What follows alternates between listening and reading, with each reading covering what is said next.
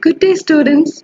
So today we will be performing an experiment on RC coupled single stage amplifier using a JFET. So what is a JFET?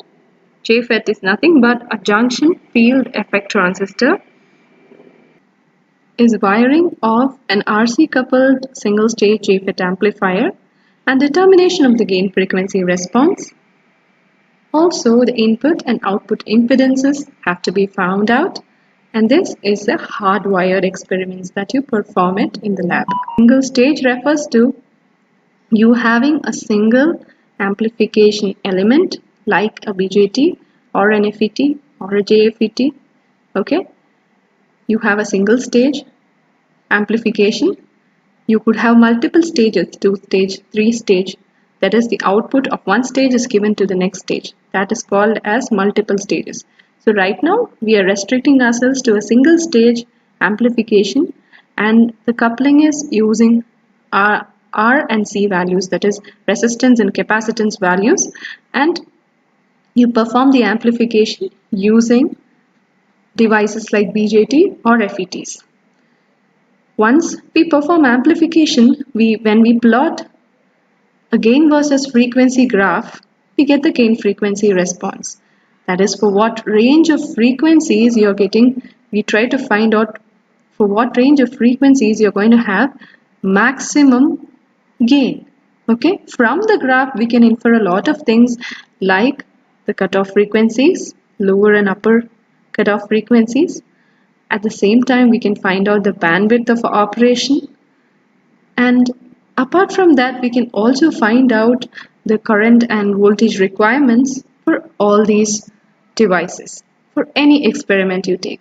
So today, let us see how to perform this amplification for a single stage RC coupled amplifier using a JFET. Alright? So basically, first of all, what are the different applications of your JFET? Where is it used? Where is it used?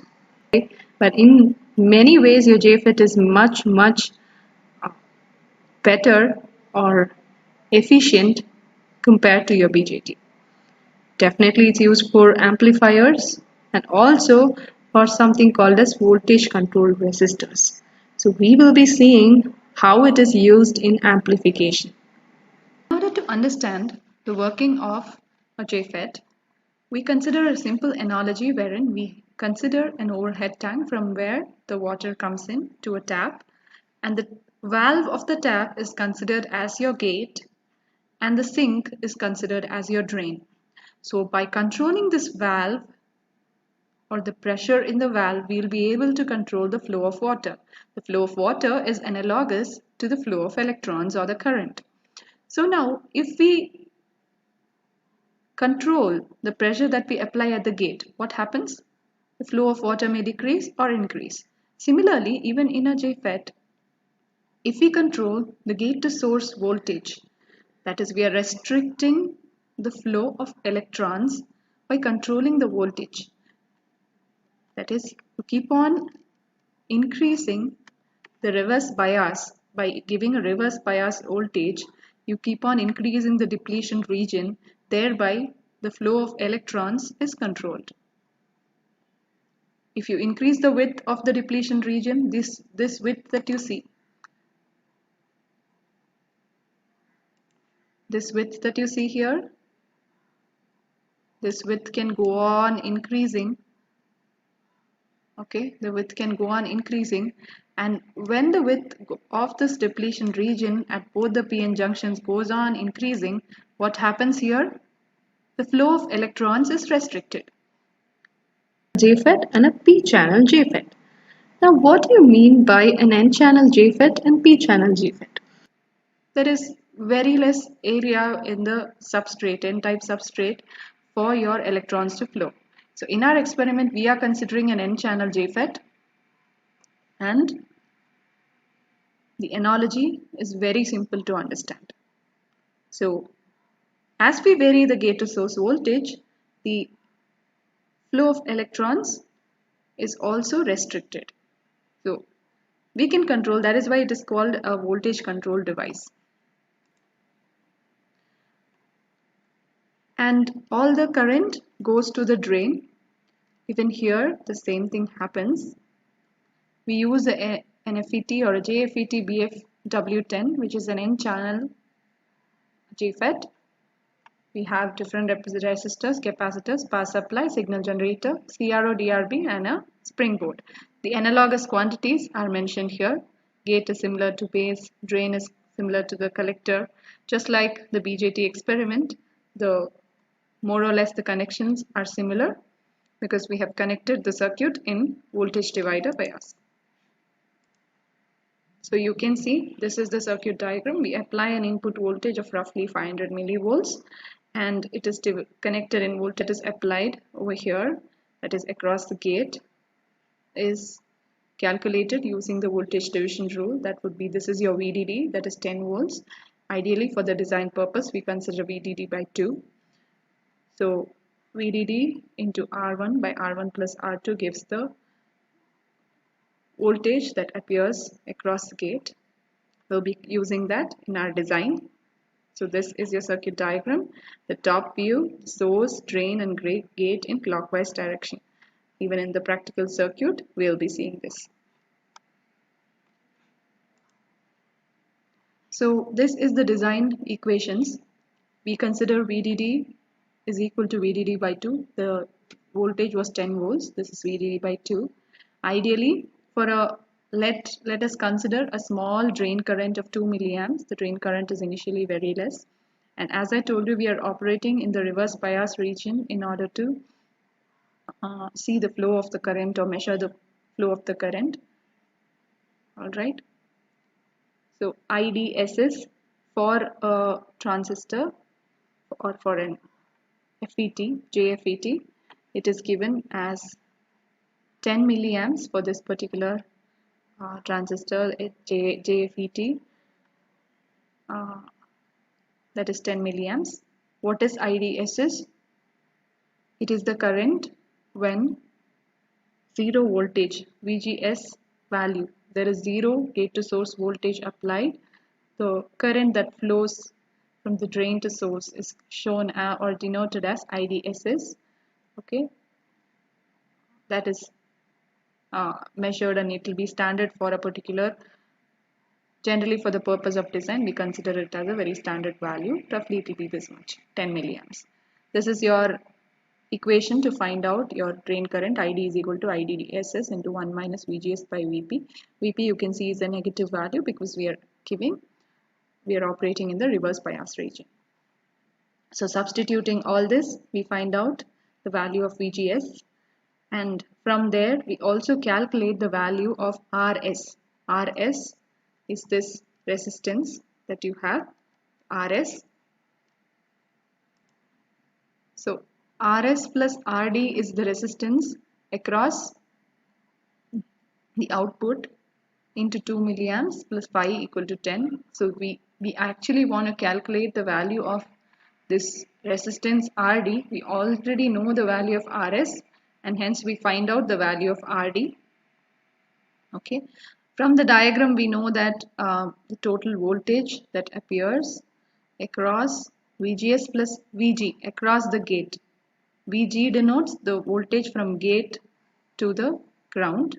Okay, so the total voltage across the gate is given by the voltage division rule. Voltage division rule states that you have the total voltage multiplied by the ratio of the resistance across which you are measuring divided by the total resistance, isn't it? So VDD is the initial voltage that we are giving, total voltage, and this is the, by applying voltage division rule we find out the value of VG.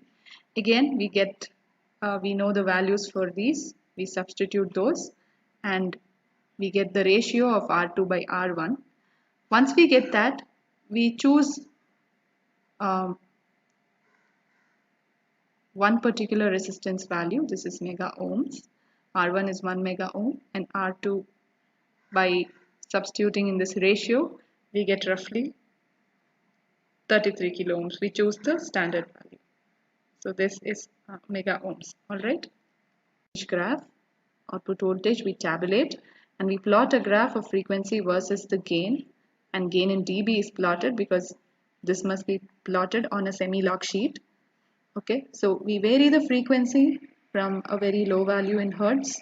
We go until megahertz and write down the output value by keeping the input value, setting the input value to some constant value. Roughly, we consider around 300 millivolts. Here it's mentioned as 30 millivolts peak to peak.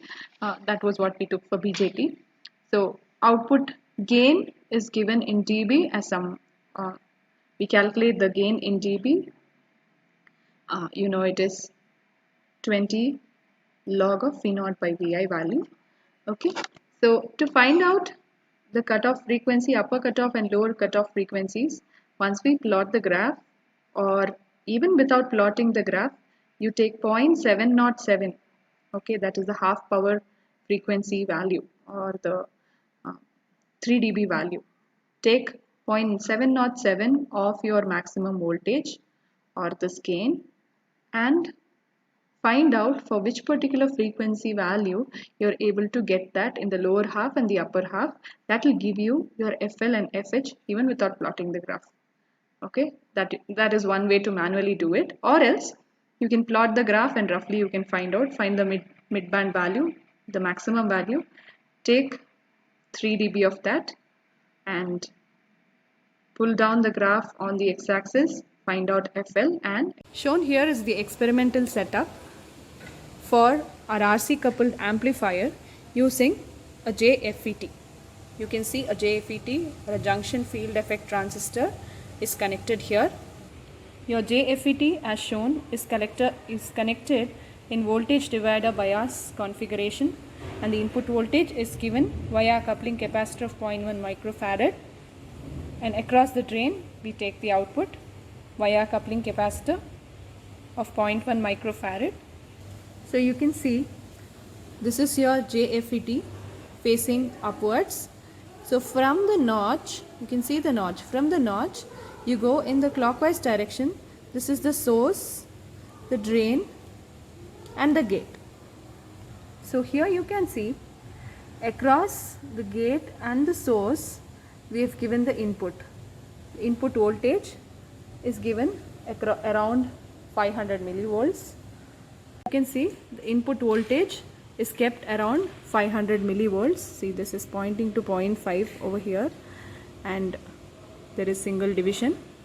So this is 500 millivolts input. So I start varying the input frequency. I've kept around 23 hertz right now. So we are in the lower half of our frequencies, and you can see the input has not substantially increased. Sorry, the output has not substantially increased. So when I keep around 1 kilohertz, there is sufficient amplification that has occurred if you observe. So for around 5 kilohertz, you can see the amplitude has further increased. We are slowly moving from the lower cutoff region towards the mid-band region.